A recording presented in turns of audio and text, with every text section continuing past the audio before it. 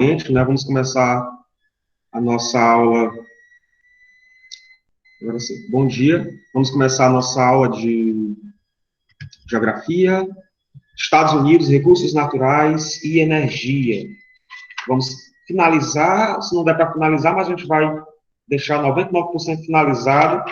Vamos começar aqui na página 63 do livro didático. Seria bom se vocês tivessem cada um com o seu livro do lado aí para ir acompanhando. Então, só relembrando aqui o que nós já falamos, né? Já está falando dos Estados Unidos há um tempo, né? Mas nesse capítulo aqui nós falamos sobre a doutrina Monroe, né? Falamos nas videoaulas gravadas lá no canal do YouTube institucional da escola. Doutrina Monroe, depois falamos sobre o Destino Manifesto, já vimos que foram duas posturas, uma política e uma religiosa, que foram fundamentais para o início da história de dominação dos Estados Unidos sobre o continente americano, depois sobre o planeta como um todo. E aí nós falamos também do corolário Roosevelt e a política do Big Stick, né? Que é fale suave, mas tenha sempre um porrete à mão. Estratégia essa que os Estados Unidos adotaram e usaram brilhantemente, né? Falamos sobre algumas intervenções dos Estados Unidos em território americano e fora dele. Depois falamos sobre a doutrina Truman e o período da Guerra Fria. Já havíamos falado sobre a doutrina Truman no capítulo anterior, que foi sobre a Guerra Fria, né, gente? E agora falamos mais pelo viés da questão de conflitos que aconteceram durante a Guerra Fria, envolvendo Estados Unidos e União Soviética, e que tiveram como justificativa a doutrina Truman. Falamos também sobre o poder de fogo da economia, os fatores que levaram à quebra da Bolsa de 29, né? A Grande Depressão. A gente sempre fala quebra da Bolsa, mas a quebra da Bolsa foi uma consequência da Grande Depressão. Depois falamos sobre o potencial agrícola dos Estados Unidos, que foi a última aula. E agora, vamos falar sobre recursos naturais e energia. Deixa eu ver aqui se está comigo. Gente, quando eu estou falando com vocês, eu estou lá na tela do slide, viu? Não estou vendo o que está no Meet aqui. Jainara, página 63. Já foi falado aqui. Então, vou voltar para o slide, não vou ver o que vocês vão falar aqui, viu? Mas de vez em quando eu vou ficar voltando lá. Então, vamos lá. Tem um mapa dos Estados Unidos, né, que eu acho que eu deveria ter colocado esse mapa logo no primeiro momento que eu estava falando sobre o país, e já queria fazer aqui uma reflexão. Eu acho que vocês veem o cursor do mouse se movimentando sobre a tela, né?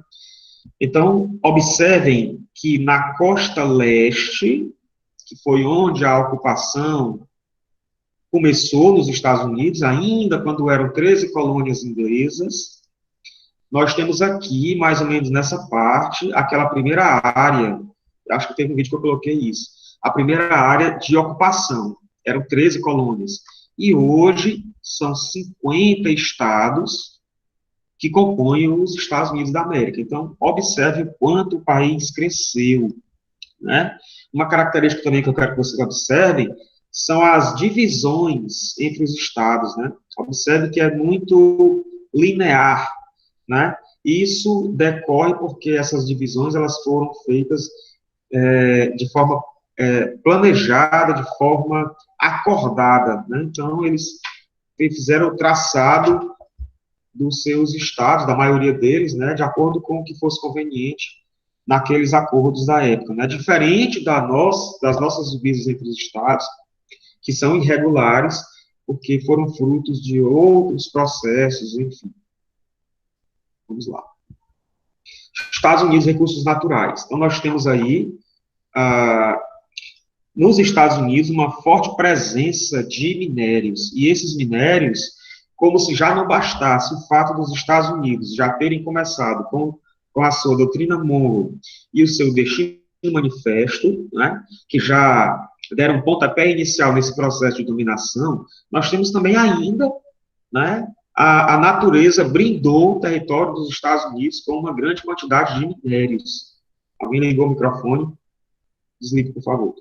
Uma grande quantidade de minérios, né, gente? Então, nós temos aqui, na porção oriental, que é no leste dos Estados Unidos, nos Montes Apalaches, jazidas carboníferas de grande qualidade. Né? Jazidas carboníferas são minas de carvão mineral. E no sul dos Grandes Lagos nós temos o minério de ferro.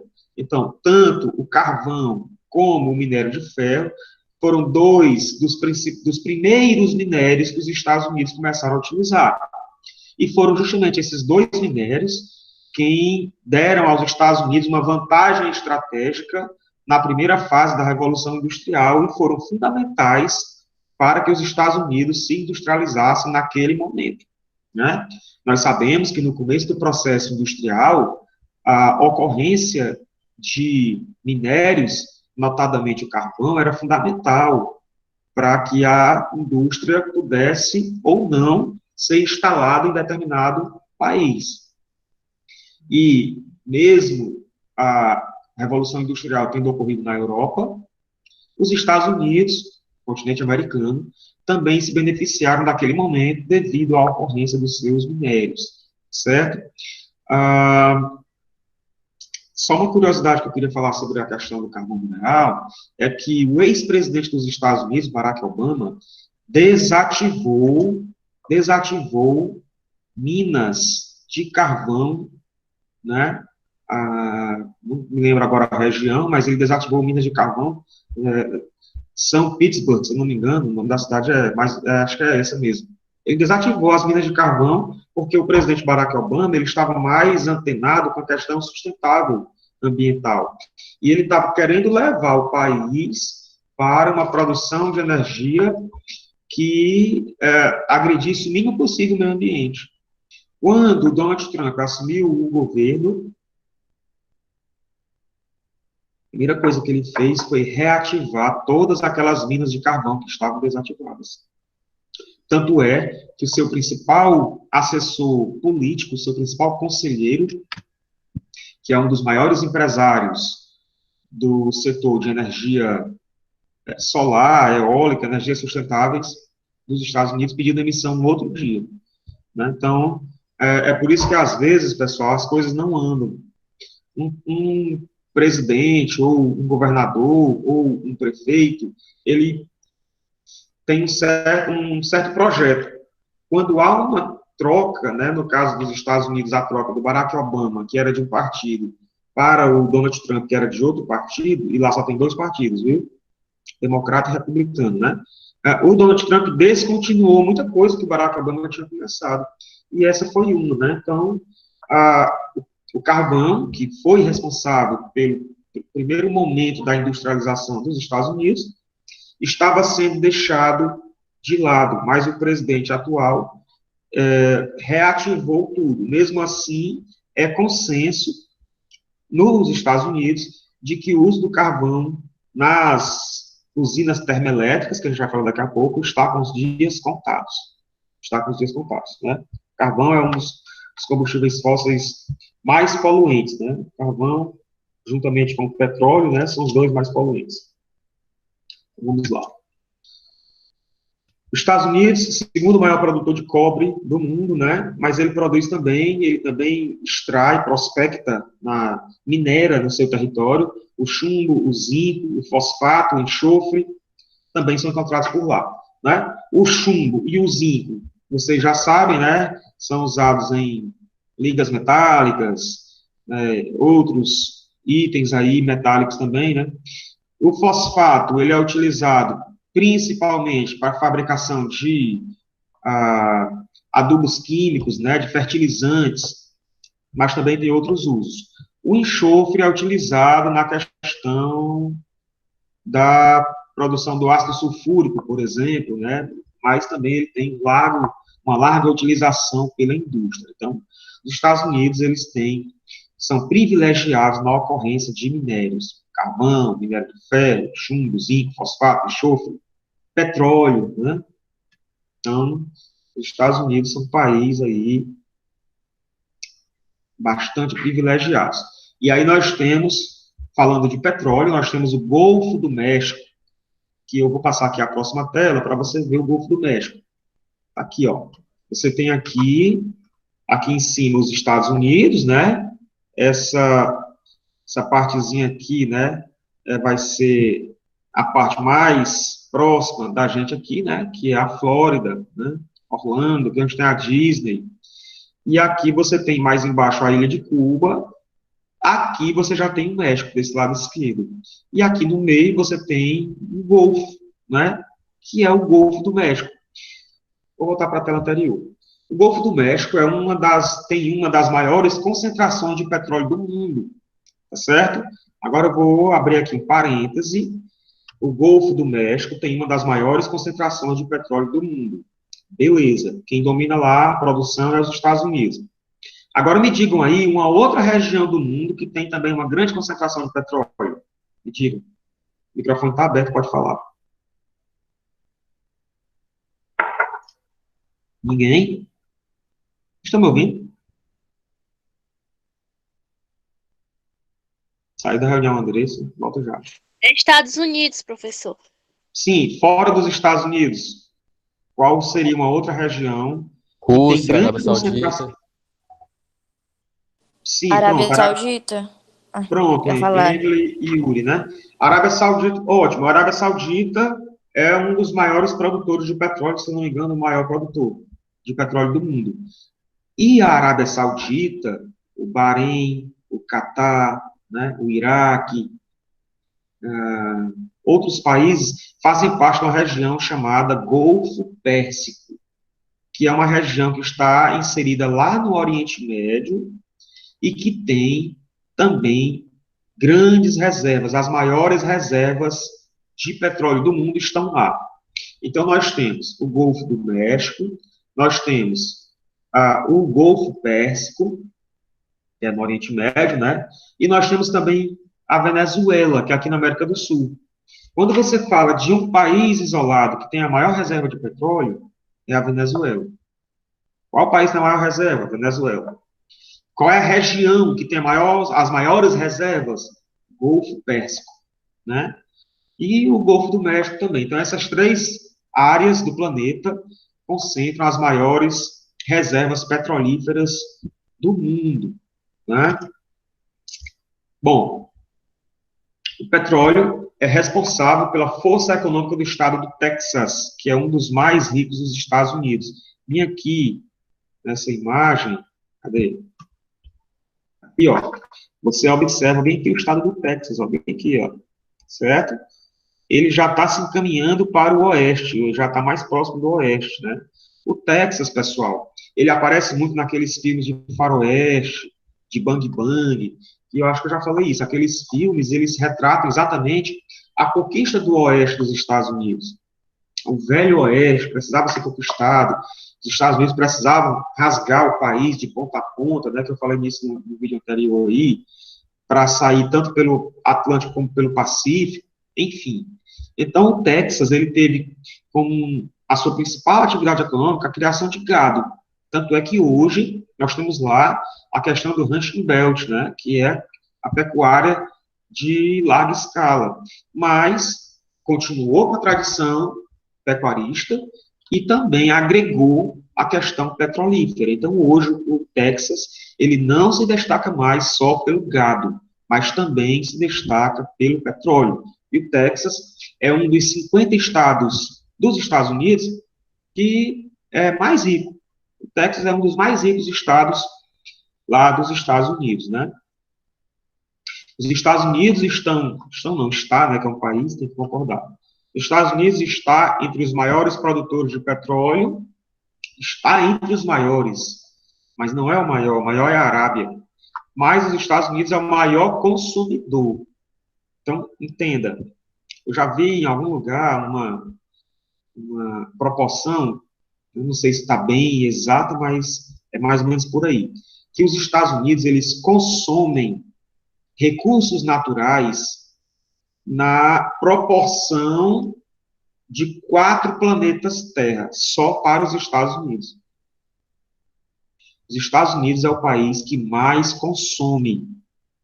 Não é à toa que eles são, em termos de país capitalista, né, a liderança mundial. maior economia do mundo. E os Estados Unidos, eles são grandes produtores de petróleo, ele é, aliás, grande produtor de petróleo, mas ele não é o maior produtor. Ele é o maior, exatamente, capitalista nato. Ele é o maior consumidor. Então, se os Estados Unidos é o maior consumidor de petróleo, mas ele não produz tanto petróleo assim, que apesar dele ser um dos maiores produtores, ele não é o maior produtor, significa dizer que ele tem um consumo maior do que a produção, ele produz isso e consome isso. Então ele faz o quê? Ele importa petróleo de outros países, inclusive do Brasil. Inclusive, esse é um dos motivos que o nosso combustível, a nossa gasolina, ela é caríssima, por causa desse acordo que foi feito na época do governo Temer, se eu não me engano, né? Sai a Dilma, entra Michel Temer, e aí ele fez um acordo com multinacionais, transnacionais petrolíferas dos Estados Unidos.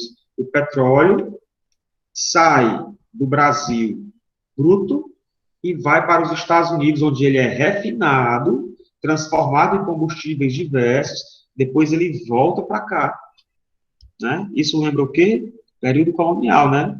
No período colonial acontecia isso. A matéria-prima saía do Brasil, ia para Portugal, e lá virava produtos manufaturados, depois retornava para cá. Então, está acontecendo novamente. Por esse motivo, a nossa gasolina é caríssima. E nós não tínhamos condições de refinar esse petróleo por aqui mesmo. Tínhamos. A capacidade de refino da Petrobras, ela está sendo utilizada bem abaixo do seu potencial. Então, nós tínhamos condições de refinar esse petróleo aqui, mas devido a acordos comerciais entre Estados Unidos e Brasil, isso não foi possível, né? Então, nosso petróleo, nós somos um dos países que exportam petróleo para os Estados Unidos, porque o consumo deles lá é tão grande que eles precisam do petróleo deles e precisam comprar petróleo de outras regiões do planeta, né? Vamos lá, passando aqui. Gente, se vocês tiverem dúvidas, podem... Ei, professor, Fale. o petróleo pode acabar? Porque eu já ouvi alguém falando sobre isso. Pode e vai acabar. Olha, presta atenção. Yuri, deixa eu ver aqui o que estão falando aqui. O preço dos países. O preço que os outros países compram o petróleo é um quarto mais baixo. Jordana da Silva. O preço... Jordana aborda esse assunto aqui logo após o Yuri, viu? Deixa eu ver melhor. Yuri, sim, o petróleo vai acabar. Na verdade, o petróleo é um combustível fóssil e as reservas de combustíveis fósseis, tanto faz ser petróleo, como carvão, como gás natural, estão com os dias contados. A natureza não está renovando esses estoques, essas reservas, entendeu? Quando acabar, acabou. Agora, o que acontece é que, de vez em quando, eles descobrem uma nova reserva. Foi assim com o petróleo na camada pré-sal, que foi descoberto há uns 10 anos atrás. Eu acho que eu já expliquei isso em sala de aula. Havia as reservas naturais, que já eram de conhecimento do petróleo. Abaixo delas tem uma grande camada de sal, e lá embaixo do sal tem o petróleo, que é por isso que ele é chamado de petróleo na camada pré-sal. Esse petróleo, ele é de uma qualidade muito melhor do que esse petróleo. E ele, hoje, já está sendo prospectado, já está sendo extraído, né? Então, digamos que o petróleo na camada pré-sal, que ele está nas nossas reservas aqui, brasileiras, ele deu uma sobrevida ao petróleo. Mas as empresas automobilísticas, por exemplo, já estão se preparando para não produzir mais veículos que usam combustível fóssil. Nós temos aí a Toyota, né? Ela lançou agora esse ano o Corolla híbrido, que ele funciona a gasolina e a energia elétrica. E ela já anunciou que a partir, se eu não me engano, de 2030, ela só produzirá veículos híbridos. Não produzirá mais veículos somente a gasolina ou etanol. E depois de um certo tempo, produzindo híbridos, ela produzirá apenas veículos elétricos. Então, essa tendência, ela deverá ser seguida pelas outras montadoras. Jordana, Por favor, aborde aí isso aí que você, essa mensagem que você colocou, por favor, sobre o petróleo. Professor, a gente sabe que o petróleo é um minério muito exportado e importado, né? Vale ressaltar uma dúvida que eu estava pesquisando sobre, que o petróleo, nos outros países, ele é comprado aqui no Brasil, né, em relação ao Brasil, um quarto mais baixo do preço que compramos. Ou seja, o petróleo que a gente compra, é isso, eu não estou entendendo bem, garoto. Expliquei, por favor. O Por petróleo exemplo, que nós, sim, Por exemplo, a gasolina. A gasolina é um quarto mais cara aqui no Brasil, sendo que a sim. gasolina exportada para lá é um quarto mais barata. Ou Ah, seja, entendi, sim, exatamente. é verdade, mas isso aí também está no acordo comercial. Além de nós mandarmos o nosso petróleo para ser refinado em outro país, nós também ainda mandamos por um preço abaixo do preço que nós deveríamos praticar. Isso. Aí as pessoas perguntam assim, poxa vida, por que que a gente vende petróleo para os Estados Unidos mais barato e aqui dentro vende mais caro? Né? É porque a gasolina que a gente vende aqui no Brasil, ela não é refinada só no Brasil. Temos boa parte dela que é refinada nos Estados Unidos. E aí tem o valor agregado. Por isso que ela é mais cara. Se refinássemos todo aqui, seria mais barato, sem dúvida nenhuma. Mas os acordos comerciais impedem que nós façamos isso. Ah, e o presidente atual não poderia romper com esse acordo? Poderia, né? Mas devido à ligação que ele tem com os Estados Unidos, eu acho isso muito pouco provável que isso venha a acontecer. Mas vamos lá, base energética dos Estados Unidos. Nós temos lá petróleo, já foi falado, né? Gás natural e carvão mineral. São os três principais itens da matriz energética. Aí nós temos também, dentro da matriz energética, nós temos a matriz elétrica, né? A matriz elétrica, estou falando de energia elétrica, e a matriz energética, estou falando de energia elétrica e de outras fontes de energia. Então, as centrais termoelétricas correspondem a 70% da produção de energia elétrica nos Estados Unidos. E o que é uma usina termoelétrica? Gente, existe uma diferença básica entre uma usina termoelétrica e uma usina hidrelétrica.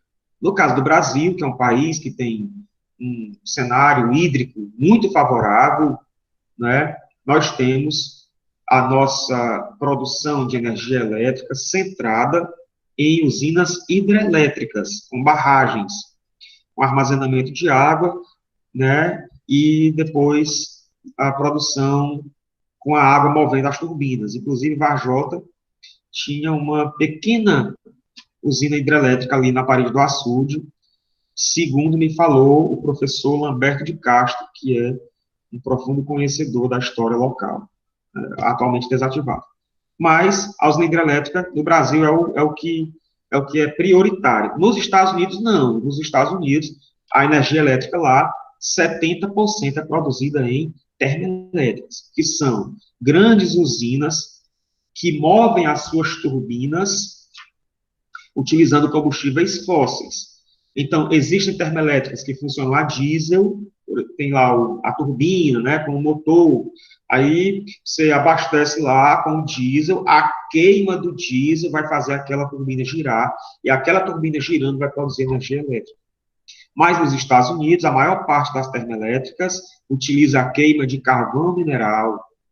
Então, veja só, a quantidade de carvão mineral que os Estados Unidos utilizam para mover essas termoelétricas. A queima do carvão vai esquentar uma caldeira e aquele vapor, uma caldeira com água, e aquele vapor vai mover as turbinas.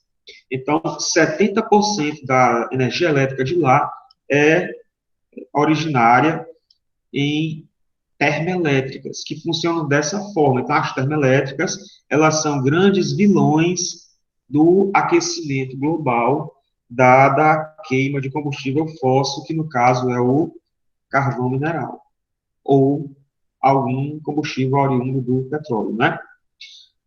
Os Estados Unidos, maior produtor de energia e maior consumidor de energia, né? Lá tem a indústria mais potente do mundo e a produção industrial requer energia. Os Estados Unidos consome mais do que produz, ele consome mais energia do que produz. O mesmo raciocínio do petróleo, que ele é um grande produtor de petróleo, mas ele consome mais petróleo do que produz, também esse raciocínio vale para a energia elétrica. Ele consome mais energia elétrica do que produz. Então, ele precisa comprar energia elétrica de outros países. No caso do petróleo, ele pode comprar de países em qualquer ponto do globo. A energia elétrica, não. A energia elétrica ela precisa ser comprada de um país vizinho, porque, dada a sua forma de transmissão, né? Então, o Canadá é o país que complementa a produção de energia elétrica dos Estados Unidos. Não produz o suficiente, compra do Canadá, e aí, assim, conseguem sanar a sua demanda elétrica. E a sociedade estadunidense, página 64, população dos Estados Unidos, no ano passado, 2019, era de 328 milhões de habitantes, né? Mais de 100 milhões a mais do que o Brasil. Pra você ter uma ideia, o Brasil é um país bastante populoso já, né? Com 210 milhões de habitantes, Estados Unidos 328 milhões de habitantes no ano passado. Para esse ano, 2020, a projeção é de 329 milhões, né? A terceira maior população do planeta está nos Estados Unidos. Alguém me diga aí qual é a maior população do planeta? Alguém me diga, por favor, no microfone mesmo. China. China. A segunda maior população do planeta, outra pessoa. Segunda maior. China é a maior. Índia. Não, Breno. Índia. Exatamente. Então, nós temos China em primeiro, Índia em segundo, Estados Unidos em terceiro. Né? Então, vejam, Estados Unidos tem uma população expressiva.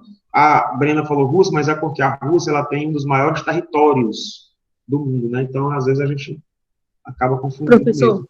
Opa, a questão da Rússia é só uma curiosidade aqui, porque a gente pode confundir a questão de população, eu até estava em dúvida também, de população e território, como você já falou. A Rússia, ela só a nível de informação, ela cabe mais ou menos 3 Brasil dentro dela. muito grande, né? Muito se falou sobre a Rússia na época daquela Copa do Mundo. Acho que foi em 2018, né? A Copa do Mundo. Muito se falou sobre a Rússia, né? Ela tem um território imenso, mas ela tem uma baixa densidade demográfica, ou seja, uma baixa quantidade de habitantes por quilômetro quadrado, porque tem muitos territórios extremamente gelados e que não são propícios à habitação humana. E isso faz com que a densidade demográfica caia bastante. Né? Muito bem. Continuando aqui. Os Estados Unidos também têm uma baixa densidade demográfica, né? Um país muito extenso, são 9,3 milhões de quilômetros quadrados, também é um território maior que o território brasileiro, enquanto lá tem 9 milhões e tanto, aqui nós temos 8 milhões 500 e tantos mil quilômetros quadrados, né? Então lá tem quase 1 milhão de quilômetros quadrados a mais que o Brasil também. E uma curiosidade, parafraseando aqui a Jordana, uma curiosidade. Os Estados Unidos, nos próximos anos, a projeção é que eles sejam o único país, que ele seja o único país rico entre os 10 mais populosos, não é? Então, como é que vocês acham que esse fato vai impactar na questão da distribuição de renda mundial, na questão da desigualdade, né? Dentre os 10 mais populosos do mundo, para os próximos anos, o único rico será os Estados Unidos. Imagine só como é que vai ser isso, né? Se lá já tem grande concentração, imagine no futuro, né? Não podemos também deixar de levar em consideração que a China vem logo ali, né? No calcanhar dos Estados Unidos. Estados Unidos tem elevada longevidade, tanto para homens como para mulheres. Quando a gente fala de longevidade, a gente está falando de expectativa de vida. E os países ricos, eles têm geralmente uma boa qualidade de vida para a sua população e, consequentemente, têm uma elevada expectativa de vida, uma elevada longevidade. Estados Unidos, considerado uma das principais potências econômicas, entretanto, ele pode se tornar independente em relação... Não pode se tornar, Jordana, independente. A Jordana está perguntando, vocês estão vendo aí no bate-papo, gente. Ela quer saber se os Estados Unidos podem ser autossuficientes na questão da matéria-prima para a sua indústria, né? É isso que eu estou entendendo. Não podem, nem os Estados Unidos, nem qualquer outro país dificilmente alcançarão essa autossuficiência. Porque, falando aqui do Brasil, né, que nós temos um parque industrial bem diversificado, os Estados Unidos nem se fala. Então, nem sempre a matéria-prima existente no território nacional, ela é suficiente para atender a toda a demanda da indústria. Então, em um mundo globalizado como que nós vivemos, né, não se cogita isso aí, porque realmente não tem possibilidade. Os países, eles dependem também da sua balança comercial, de exportação e importação. Então, sempre haverá entrada de matérias-primas de outros países. Maior concentração populacional dos Estados Unidos está na costa leste. Lembrem-se que a colonização dos Estados Unidos, ela começou pela costa leste, começou pelo Oceano Atlântico, né? Então, obviamente, nos Estados Unidos, assim também como no Brasil, eu acho que eu já falei disso, a maior concentração está onde primeiro foi habitado, que é a costa leste, né? E aí nós temos as megalópolis, né? Isso aqui é um assunto do segundo ano, mas eu vou refrescar aqui a memória de vocês. Gente, nós temos, dentro do processo de desenvolvimento urbano, nós temos uma hierarquia, né? Onde nós temos, no caso do Brasil, no topo da hierarquia, nós temos as metrópoles nacionais. Nós temos São Paulo, nós temos Rio de Janeiro, Belo Horizonte, né? Talvez outra aí, que eu... Não tantas assim. As metrópoles nacionais. E temos metrópoles menores, que são as metrópoles regionais, como Fortaleza. No Brasil, nós não temos megalópole. Não temos megalópole no Brasil. Nós temos, para alguns autores, uma megalópole em formação, que é a megalópole entre Rio e São Paulo. São duas metrópoles de grande impacto, Rio e São Paulo, né? Mas para que houvesse uma megalópole, seria preciso que as suas regiões metropolitanas crescessem tanto a ponto de se conurbarem, ou seja, se ligarem, se entrelaçarem. Isso é uma conurbação, que a gente viu no ano passado também. Então, no Brasil, nós não temos megalópole, mas nos Estados Unidos nós temos várias megalópolis. Nós temos aqui, por exemplo, duas grandes megalópolis dos Estados Unidos estão na costa leste. A megalópole Bosch-Wash, que é composta por Boston e Washington, e a megalópole Sheepits, que é composta por Chicago e Pittsburgh. E aí nós temos na região sudeste dos Estados Unidos uma outra megalópole também muito grande, na verdade a maior, que é a megalópole San San, que é composta pelas cidades de São Francisco e San Diego. Eu botei São Diego, mas é San Diego, viu, gente? Um errozinho de digitação aí. E se traduzir para português, vai dar São Diego de qualquer forma, né? Então, essa megalópole aí, San San, é onde tem, aliás, a maior concentração populacional dos Estados Unidos, certo? Então, os Estados Unidos, eles estão à frente em praticamente tudo, por enquanto, pelo menos, né? Não sei se eu já acabei. Gente, então, só fiz o slide até aqui. Falta nós falarmos sobre a formação do povo estadunidense e a atmosfera xenófoba, né? Então, nós falaremos isso aqui na próxima aula, ou eu posso gravar um vídeo e deixar lá no canal do YouTube, deixar o link no Google Sala de Aula, porque na próxima aula, na sexta-feira que vem, nós precisamos fazer a revisão, e na semana seguinte já será a prova. A nossa prova, ela será via Google Sala de Aula, via formulário do Google, certo? Vai ser uma prova com 8 questões de marcar e 2 questões abertas, ou talvez 9 de marcar e 1 questão aberta. A gente vai definir isso ainda, tá bom? Alguém tem alguma dúvida sobre o que a gente falou hoje? Alguém tem alguma dúvida, alguma colocação? Daniela, eu vou deixar esse vídeo no YouTube e vou colocar o link no Google Sala de Aula, viu? Não se preocupe, não. Jordana, na próxima sexta-feira, eu direi quais são os assuntos da prova. Talvez eu não utilize todos os assuntos. Ou talvez utilize. Eu vou analisar isso aí turma a turma. Seja bonzinho. Serei. Sempre sou, viu? Mas é porque a gente tá num momento, a gente não pode cobrar tudo, né? Porque também... Mas vai dar certo, gente. Vocês...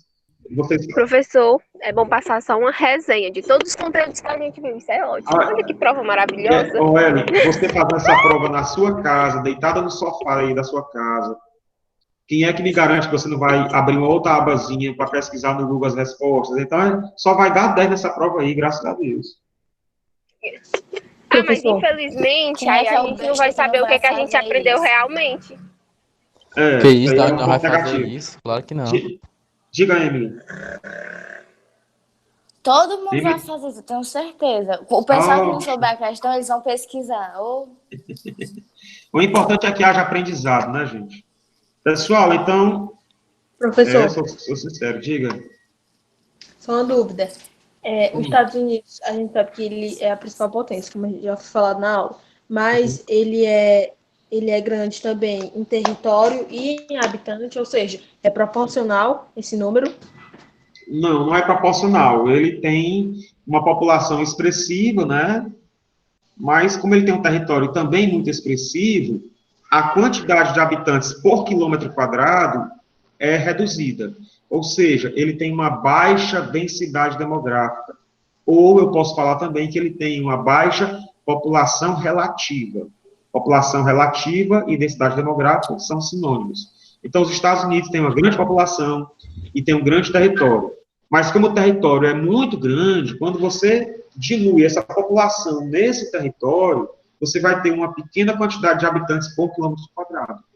Grandes áreas desabitadas e grandes áreas densamente povoadas, né? Isso aí é que a gente tem que considerar também. Deixa eu ver aqui se tem mais alguma dúvida para finalizar. Professor, como você sabe que vai todo mundo basicamente pesquisar a prova, você vai avaliar de uma forma diferente as respostas que a gente colocar ou não? Não, eu vou avaliar normalmente mesmo. Serão 10 questões. Você, quando terminar a sua prova, você já vai saber quantas questões você acertou das questões de marcar. E aí vai ficar, para eu complementar só com a questão subjetiva que eu vou colocar, né? E se a prova fosse toda de marcar, você, aluno, já saberia, no momento que terminasse, já saberia a sua nota. Professor, outra coisa, vai ter assim, horário estipulado também para a prova? A prova vai ficar aberta de tal hora até tal hora. Quando der tal hora limite, ela encerra, você não consegue mais mexer. Gente, então, outras dúvidas, deixem lá no grupo do WhatsApp, viu, que a gente vai interagindo. Eu espero que vocês tenham gostado desse formato aqui. Eu não vou abandonar o canal, viu? Inclusive, metade aqui não se inscreveu ainda, eu estou esperando. Mas a gente vai conciliar as duas metodologias, Meet e YouTube, certo? Eu vou agora encerrar aqui a gravação.